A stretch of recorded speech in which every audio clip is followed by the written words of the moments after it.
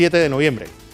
Y toca el turno al ingeniero José Blandón Castillo y sus comentarios internacionales.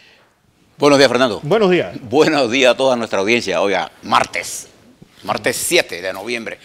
¿Te sabes que este es un día histórico? Hombre, 100 años de la Revolución Rusa en 1917, y como usted señalaba, la historia es lo que fue. No podemos hacer más nada. El futuro es el presente que construimos nosotros. Vaya, o sea, depende de nosotros. Exactamente.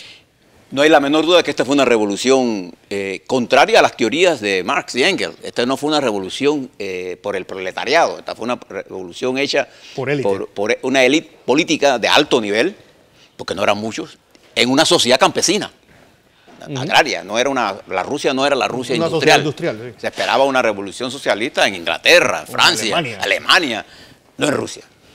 Pero con todas con genios. Lenin, Trotsky.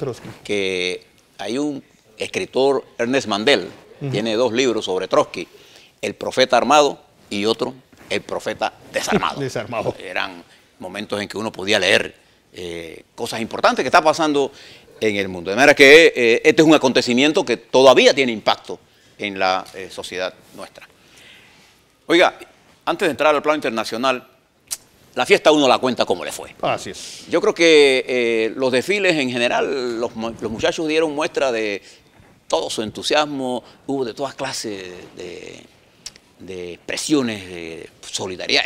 Esa poesía que usted puso de la niña, qué cosa más hermosa. Cómo ella describe la patria. Me encantó cuando dijo, la patria es la casa bonita de mi papá y de mi mamá, donde vive mi papá y mi mamá. Sin determinar, porque para ella no es el lujo, es que esa es su casa, de su papá y su mamá, y la patria es la tierra. De manera que yo quiero expresarles a todos que uno cuenta la fiesta como le fue y espero que le siga yendo bien. Exactamente. Porque cuando yo era joven y me tocaba participar en los desfiles, te recordarás antes, los desfiles terminaban, si eran en Panamá, aquí en el Santo Domingo, ahí en la calle Cuarta. Y ahí todo el mundo se iba a la bóveda. Ahí a bailar, y a los muchachos. Y si lo hacían en el interior, en el Tamarindo. O sea, y los muchachos tenían una dinámica distinta. Una dinámica diferente. No lo miremos ahora con la perspectiva de nosotros viejos, pensando como piensan los jóvenes. Los muchachos van a rendirle tributo a la patria y a divertirse. ¿Por qué no? No hay ninguna contradicción entre una y la otra, siempre que se cuiden. Bueno, mientras nosotros estábamos de fiesta, el mundo no se detuvo ni se va a detener. Le cuento rápidamente la cantidad de cosas que pasaron desde el día jueves, primero, viernes, todo esto pasó.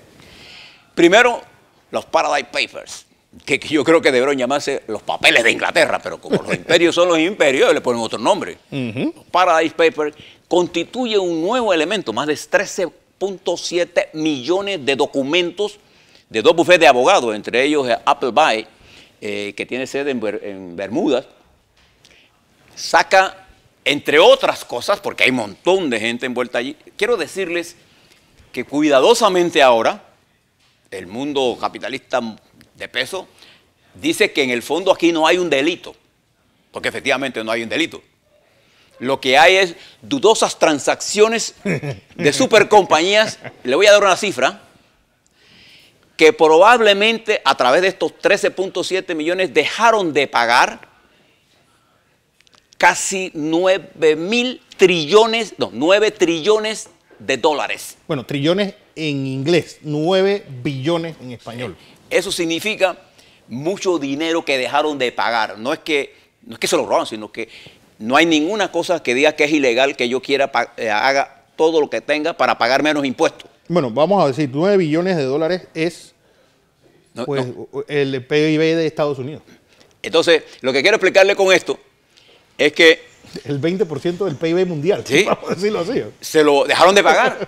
Sin embargo, la clase media de los Estados Unidos, de todos los países del mundo, tiene que pagar los impuestos. Y a estos caballeros, como por ejemplo, la gente de Apple, dejó de pagar miles de millones de dólares.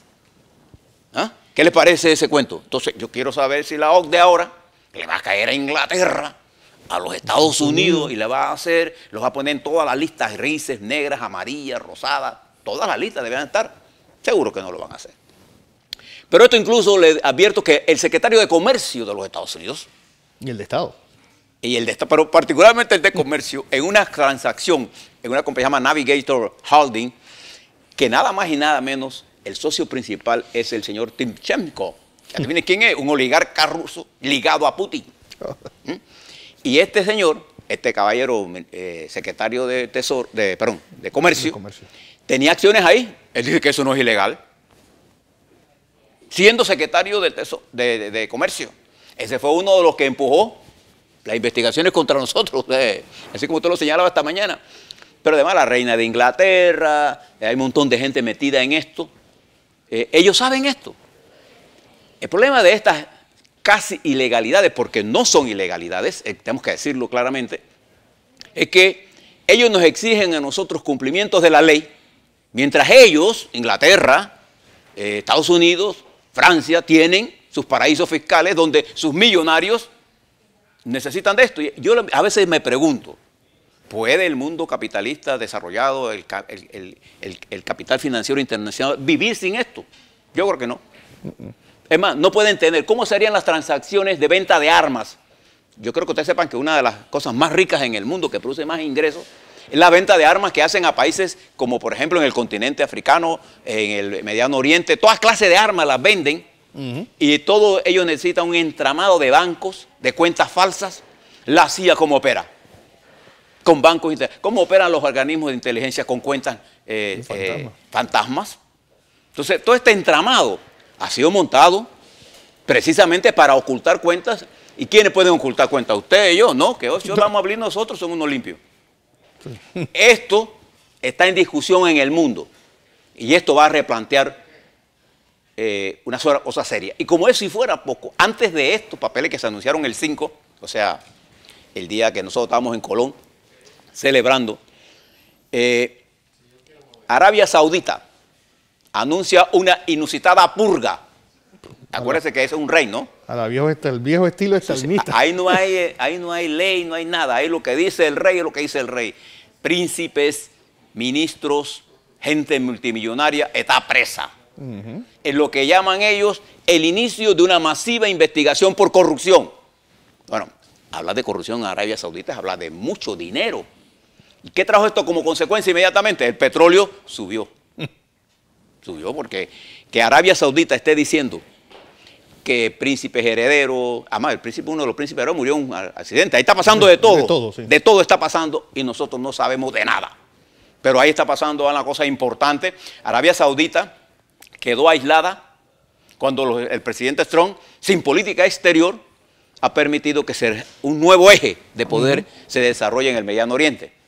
Entonces ahora Arabia Saudita, que le echa toda la culpa de lo que le pase a Irán, e Irán creciendo, Siria con el apoyo de la Unión Soviética, Turquía alejada de los Estados Unidos, Qatar alejada de Arabia Saudita por una conspiración que le montaron, en la situación en el norte de África complicada, ¿no? ¿Sí? Egipto perdiendo hegemonía dentro del área, e Israel siendo siempre el principal aliado de los Estados Unidos, viendo que la teoría de la división de los países árabes no ha funcionado, entonces vienen nuevas confrontaciones con el Líbano.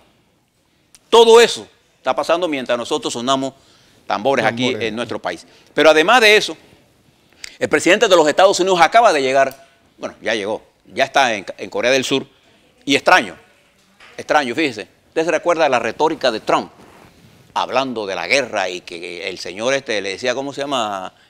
Al presidente le decía el pequeño... Rocketman. El pequeño Rocketman. Bueno, ahora en Corea del Sur, con un inusitado discurso más conciliador, el señor Trump dice que su diplomacia está funcionando. Mira usted, a veces uno no sabe ni qué creerle, ¿no? Ahora, no sé si porque está cerquita donde están los cohetes, sí. Porque ahí como manda, ahí está cerca de los cohetes, habla ya con un tono más sosegado, ojalá sea el tono de verdad, porque hay que resolver esta crisis, hay que desarmar esa situación bélica que se ha generado en la península de Corea. De allí él va a Vietnam, donde deberá entrevistarse también con Putin. Mientras esto está ocurriendo, en los Estados Unidos ocurre la segunda masacre más grande de los últimos 35 días. Cuando en Texas, un ciudadano blanco, que venía de un problema con la Fuerza Aérea, que la Fuerza Aérea no reportó los problemas de este tipo, y que se amparó también en que el presidente de los Estados Unidos, Trump, eliminó la venta de armas a personas con problemas mentales. Él eliminó ese decreto. Sin embargo, ayer desde Japón decía que lo que había ocurrido en Texas era un problema de una persona con problemas mentales y no de armas. Pero si él mismo firmó un decreto eliminando la venta, o sea, una prohibición que existía, que hizo Obama para impedir que gente con problemas mentales compraran armas. Él la eliminó. Entonces, mientras eso ocurre, se hacen las mediciones del presidente Trump. Y miren los números que le voy a dar. En una encuesta de ayer, de la NBC y el Journal Wall Street, el presidente Trump tiene 37 positivos y 59 negativos para un índice de gestión de menos 22. El presidente con la más baja calificación, porque hoy se cumple un año. De la elección. De la elección del presidente. Bueno, mañana. Mañana, martes. Mañana, porque era el martes, sí. Y mientras la CNN tiene 36 de positivos contra 58 para un índice de gestión de menos 22. El presidente, en un primer año, cerca del primer año, porque acuérdense que él tomó posesión el 20 de enero, en los primeros 10 meses, con la más baja evaluación de la historia moderna de las mediciones en los Estados Unidos. Mientras él está por allá, nosotros le estaremos dando seguimiento. Mientras eso está ocurriendo en Bélgica, las autoridades belgas dejaron en libertad a Puigdemont, solo que él debe permanecer allí y para el 17 debe ser llamado a la audiencia para determinar su extradición, mientras España sigue envuelta en una crisis. Ahora cuando el PSOE dice no hay forma judicial de resolver el problema político, porque los problemas políticos no se resuelven judicialmente. ¿Le recuerda Panamá? Eso dijo el amigo Sánchez allá. Y hubo elecciones en Nicaragua, unas elecciones en las que no hubo competencia, y el Frente Sandinista sacó 131 alcaldías, porque era municipal, y el Partido Liberal sacó 9. Oh. Mire la desproporción. Nunca en una sociedad democrática hay tal nivel de concentración de poder si las elecciones son libres. ¿No le parece, mi querido amigo? De manera que el mundo está girando a una velocidad y nosotros vamos a ver cómo nos montamos en esa velocidad al regreso de lo que usted debe esperar esta semana, que va a ser importante para el acontecer nacional. Así, semana difícil, ¿eh? Bueno, así de intenso como está el mundo.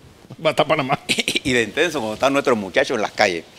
Porque nosotros tenemos una ventaja, ¿no? Nosotros somos un país alegre. Sí, y nuestros muchachos van a marchar mañana, hoy, mañana, el viernes en las tablas, que es el jueves en los mañana en la Villa, mañana en las tablas, pasado en Santiago y el viernes en la Villa. Que es la marcha, ¿no? Es la marcha.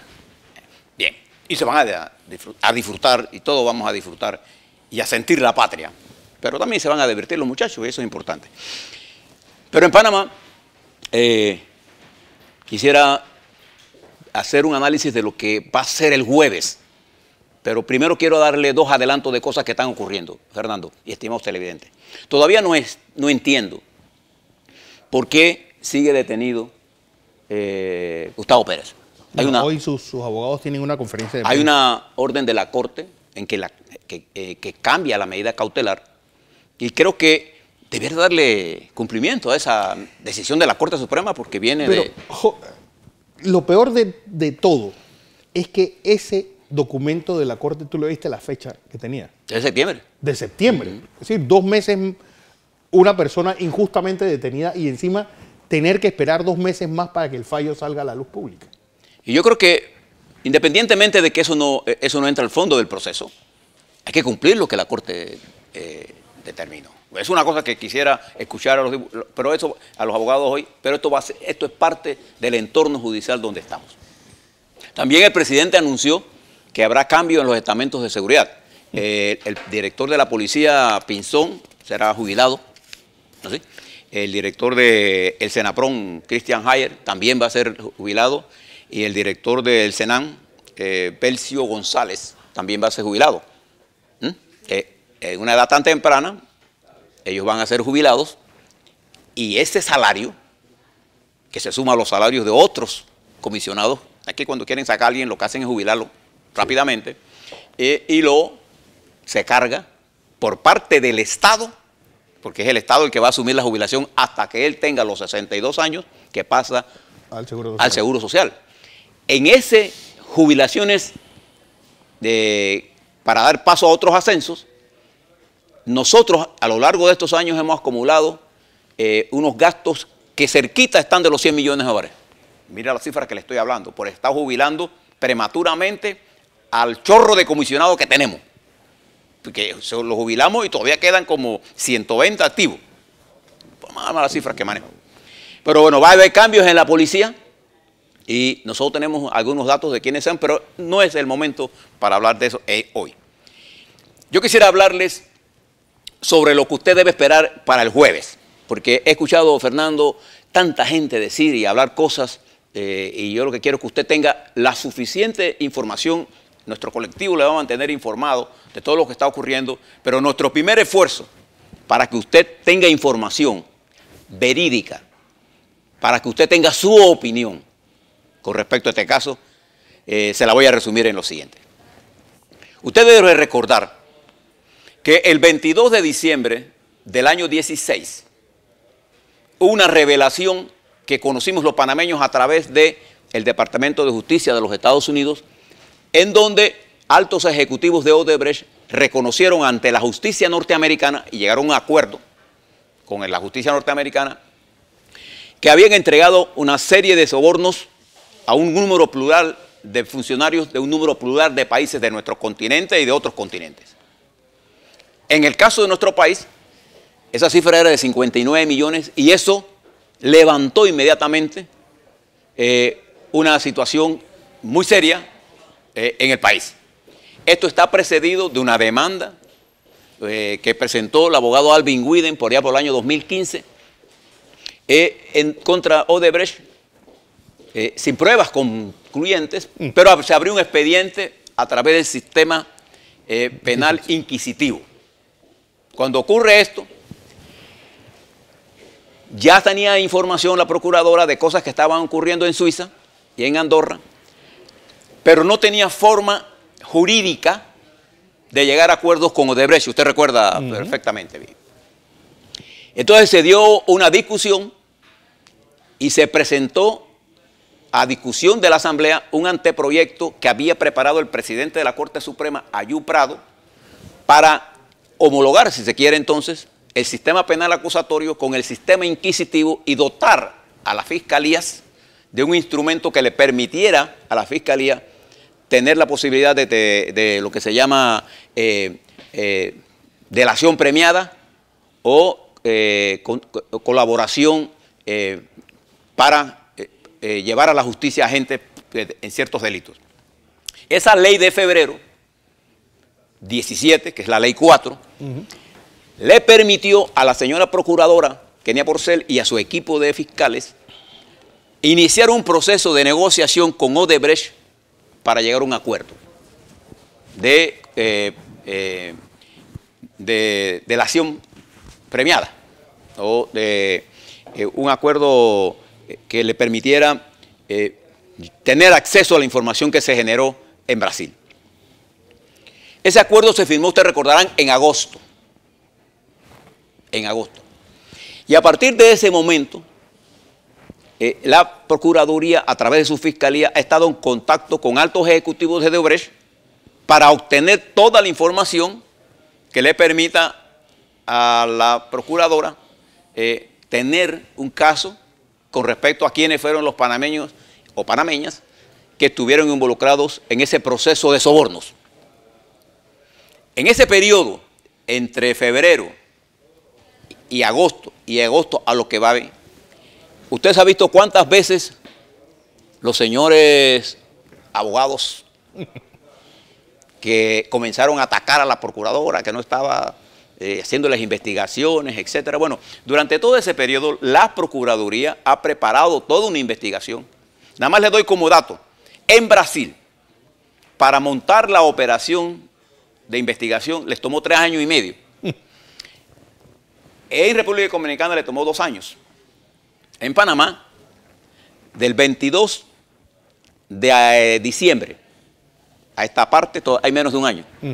Hay un proceso de investigación que va a ocurrir y que la audiencia para homologar el acuerdo que la Procuradora General de la Nación, en representación del Ministerio Público y sus fiscales, llegó con Odebrecht, ese acuerdo de homologación para la colaboración en la investigación. La audiencia está programada para las 10 de la mañana hora de Panamá. del 9 de noviembre. Y esa audiencia, su ejecución o no, depende no del Ministerio Público, sino de la Corte Suprema de Justicia. Todos los abogados de este país saben que una audiencia es tan frágil en su posibilidad de que se dé, porque eso no depende de un solo factor, pero no es el Ministerio Público el responsable directo de que esa audiencia se dé. Aunque la audiencia ya está aprobada por la fiscal, por el juez, y la Procuraduría sabe que se debe hacer, esa audiencia está fijada para el 10. Entonces ahí es lo que yo quiero llegar. ¿Qué es lo que usted debe esperar de esa audiencia? Bien.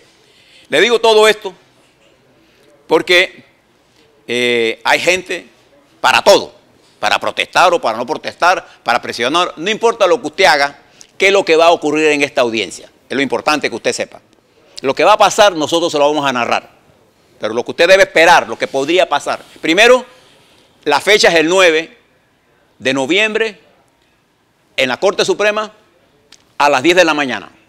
Allí la Autoridad de Innovación Tecnológica de la Presidencia debe brindar los detalles, las partes técnicas para que se dé. ¿Qué es esta audiencia? Bueno, en esa audiencia las fiscales o los fiscales deben sustentar que el acuerdo que el Ministerio Público llegó con Odebrecht tiene todas las trazas de legalidad y de utilidad de economía procesal para que el juez de garantías le dé el aval a esto.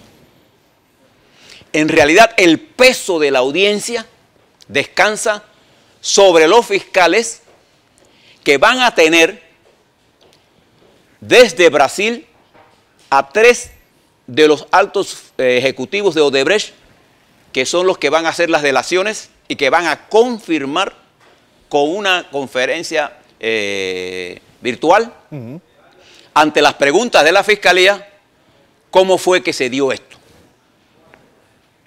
Eso es lo que va a ocurrir. Para efectos prácticos, de acuerdo a la información que yo manejo, serían 3 altos ejecutivos de Odebrecht que estarían dando estas informaciones y que entre preguntas y repreguntas, cada ejecutivo podría tomar entre 2 a 3 horas en su interrogatorio, y si arrancan a las 10 es probable que esta audiencia no termine el 9 y se prolongue para el lunes siguiente, porque acuérdense que el día viernes es 10. Libre acá. Pero nosotros, suponiendo que la audiencia se dé, la Fiscalía ha pedido que esta audiencia sea pública. Es potestad del juez mantener o no la reserva. Es una potestad del juez. La audiencia usted puede ir y nosotros vamos a tener información, ahora sí, clara, de quienes, de acuerdo a los informantes de Odebrecht, los altos ejecutivos, de cómo se dio esta trama. La Fiscalía, una vez que termine este proceso, el juez tiene que avalar todo este proceso largo a la que se ha llegado. Allí no termina la investigación. Ahí lo que termina es simplemente la homologación. ¿Y qué significa esta homologación? Esta homologación significa que una vez que el juez le dé el aval, la procuradora tiene todo el material ya oficialmente legalizado para proceder a los siguientes pasos, que es investigar a los panameños, nacionales, bancos, instituciones, quienes sean, que son objeto de esta investigación, unida a la información que ellos ya tienen de los Estados Unidos, de Suiza, de Andorra. Es entonces presentar este caso. Eso es lo que va a ocurrir. El juez en realidad no tiene un papel protagónico.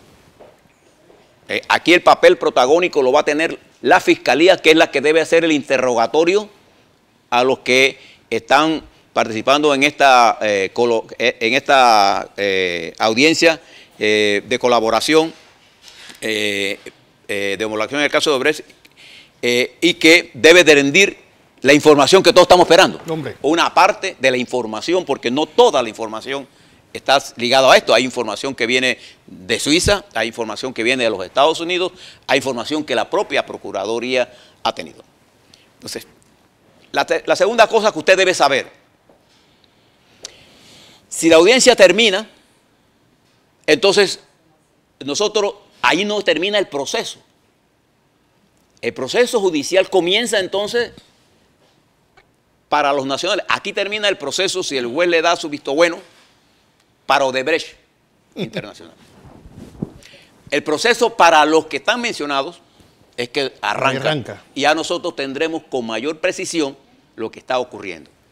Dos, debe también usted saber que en el acuerdo que la procuradora llegó y que nos hizo público una parte de ella, que es la multa a la cual se será sometida Odebrecht, porque aquí no es que Odebrecht se declara culpable, una multa, y habrá una suspensión de sentencia, pero en el caso de la multa ya hay un acuerdo de aval de esa multa y de su forma de pago por la Contraloría General de la República. Es una cosa que usted debe también saber.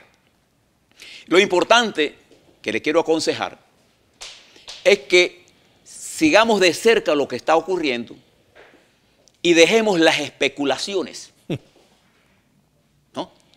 Porque el proceso que se abre a los panameños está lleno entonces también de todos los requisitos que debe seguir el órgano, el Ministerio Público, que es el investigador. Todos los panameños o panameñas que sean investigados por estos procesos, a todos se les debe respetar el debido de proceso y sus garantías como ciudadanos del país. Porque aquí yo veo gente pidiendo condenas sin haber escuchado toda la parte investigativa. Recuerde, el Ministerio Público es el ente investigador de acuerdo a los principios judiciales de este país. La decisión judicial sobre este proceso de investigación es de los jueces. Entonces, abierto esta discusión, se plantean los siguientes escenarios. Es donde yo quiero llegar. Es la primera vez en la historia nacional, y esto es un hecho inédito para la República de Panamá, es la primera vez que en materia de corrupción nosotros vamos a tener información en la que un participante que entregó dinero declara que lo entregó y presenta las pruebas. En la historia nacional, jamás el Ministerio Público había tenido tan tamaña responsabilidad de tener en sus manos información precisa de cómo se dio un acto de corrupción de esta naturaleza. Y es importante que los panameños conozcamos qué fue lo que pasó. Nadie en su sano juicio está en contra de eso. Esa es la primera cosa. El impacto de eso va a ser extraordinario en el sistema financiero, bancario, en el sistema económico, en el sistema político. Y el país va a ser sometido a un fuerte debate durante los días posteriores a esta audiencia, que no creo que termine el 9 y creo que se prolongará por la magnitud de lo que se está hablando. Probablemente dentro de un par de días más, sería lunes y martes, porque el viernes es un día feriado nacional. Entonces aquí va a haber lo que yo le estaba anunciando. Aquí se va a generar, entonces ahora sí, un debate interno entre las diferentes fuerzas políticas.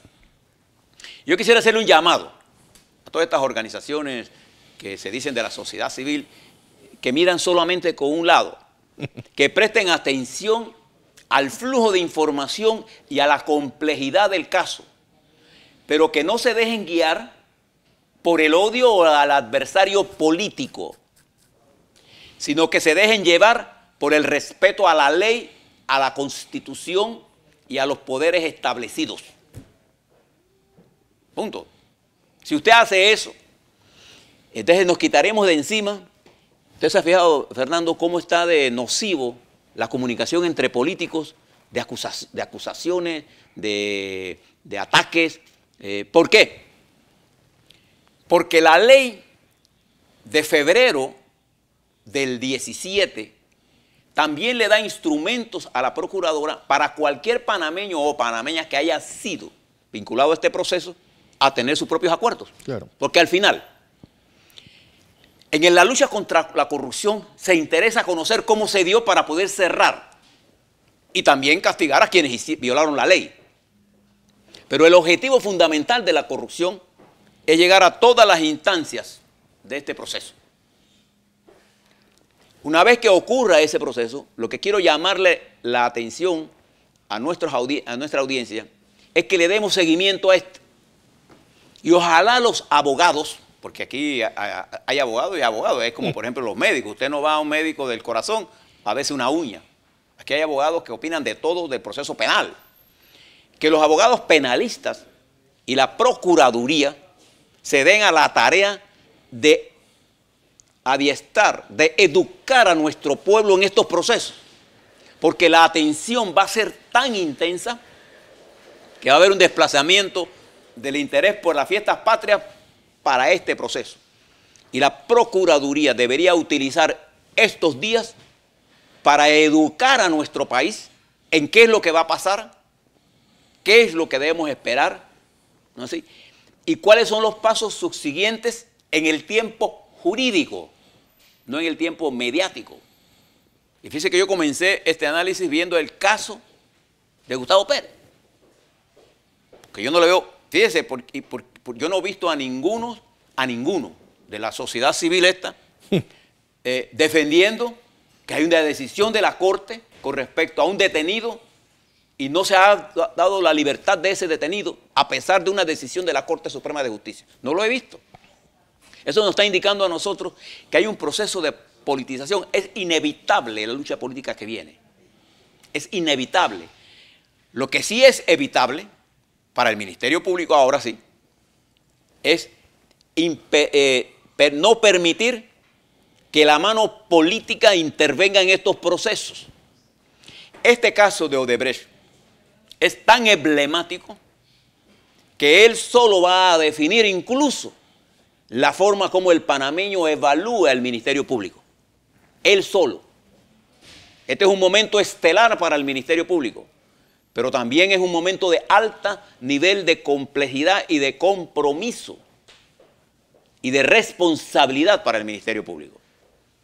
En todo caso, nosotros le estaremos informando a ustedes de lo que esté ocurriendo en este proceso. Así es. Lo importante es que observemos con detenimiento y cuando, en vez de estar emitiendo opiniones, ¿no así? Con poca información, pensemos en lo que está ocurriendo, leamos un poco de lo que está pasando, prestemos atención a las delaciones que se están haciendo, que vamos a tener acceso a ellas. Y después saque usted sus propias conclusiones. Pero al final, todo debe hacerse, Fernando y estimados televidentes, en el marco del respeto a la ley y a la Constitución. En las manos del Ministerio Público está quizás la historia más compleja, el momento más difícil, pero más serio y estelar que un fiscal haya podido imaginarse. Vamos a ver en qué termina todo esto. Bueno, el jueves, como dijo el ingeniero, vamos a tener análisis sobre lo que va a pasar en Brasil y en Panamá.